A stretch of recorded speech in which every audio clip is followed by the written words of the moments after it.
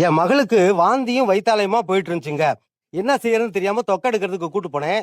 ஒரு 2 செகண்ட் தான். போன உடனே டப்பு டப்புன்னு எடுத்தாப்புல. கேட்டா எலும்பு இருந்துச்சுன்னு சொன்னாரு.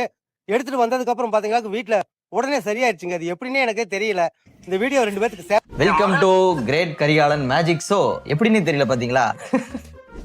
ஐயா, இந்த தக்காளி தொக்கு பாவக்காய் தொக்கெல்லாம் அப்புறம் எடுக்கலாம். ஃபர்ஸ்ட் குழந்தைகளுக்கு வயிற்றுப்போக்கு இல்லை வாந்தி வருதுன்னா அது எதனால் வருதுன்னு தெரிஞ்சுக்கணும். இன்றைக்கி மோஸ்ட் காமன் ரீசன் பார்த்தீங்கன்னா வைரல் ஆர் பாக்டீரியல் கேஸ்ட்ரோஎன்டரைட்டிஸ்னு சொல்லுவாங்க. அதாவது ஒரு பாக்டீரியல் இன்ஃபெக்ஷனோ இல்லை வைரல் இன்ஃபெக்ஷன்லையோ உங்களுக்கு வந்து குழந்தைகளுடைய குடல் வந்து இன்ஃபெக்ஷன் ஆகி டக்குன்னு அவங்களுக்கு வந்து வாமிட்டிங்கோ இல்லை வந்து டயரியாவோ போகும். சரிங்களா?